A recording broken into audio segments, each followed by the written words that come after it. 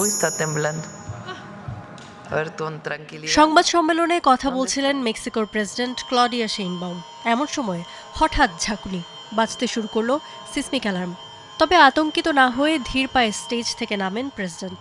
নিরাপদ স্থানে যেতে বলেন সবাইকে।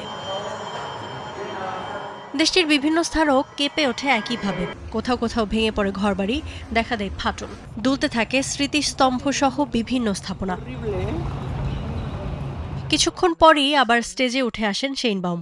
জানান ৬.৫ মাত্রার ভূমিকম্পে কেঁপেছে মেক্সিকো। দেশের দক্ষিণ পশ্চিমাঞ্চলীয় এলাকা সান মার্কোস এই কম্পনের উৎপত্তিস্থল। জানান বড় কোনো ক্ষয়ক্ষতি বা কোনো হতাহতের ঘটনা ঘটেনি। Magnitud 6.5 de sismo. সান মার্কোসের গুয়েরোতে সকাল ৭টা ৫৮ মিনিটে ৬.৫ মাত্রার একটি ভূমিকম্প আঘাত হেনেছে।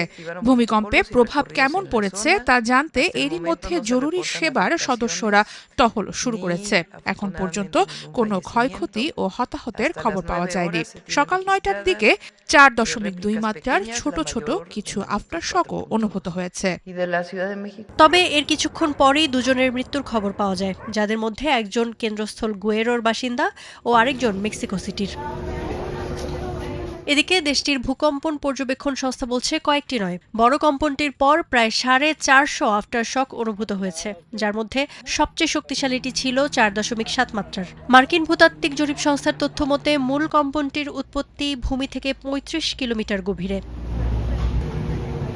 এরই মধ্যে সামাজিক যোগাযোগ মাধ্যমে ভূমিকম্পের মুহূর্তের একাধিক ভিডিও ফুটেজ ভাইরাল হয়েছে। সেসব ভিডিওতে দেখা যাচ্ছে ভয়ঙ্করভাবে দুলছে ভবন, রাস্তায় রাখা গাড়ি। ভীত সন্ত্রস্ত হয়ে রাস্তায় নেমে আসেন মানুষজন। আতঙ্কে নতুন মাত্রা যোগ করে সিসমিক অ্যালার্ম। অনেক শক্তিশালী ভূমিকম্প ছিল, অনেক ভয়ঙ্কর। আমি মেট্রো রেলের ভেতরে ছিলাম। হঠাৎ বড় একটা ঝাঁকুনি লাগে, দেয়ালের সাথে বাড়ি খাই। আমি এখনো আফটার শক অনুভব করছি। মেক্সিকো ভূমিকম্প প্রবণ ফাটল রেখার উপর অবস্থিত, তাই দেশটিতে খুব ঘন ঘন ভূমিকম্প হওয়ার আশঙ্কা রয়েছে। শনিবারের ভূমিকম্পের পর দেশটির বাসিন্দাদের মধ্যে সেই আশঙ্কা নতুন করে ছড়িয়েছে। Iffat Khandakar, Star news.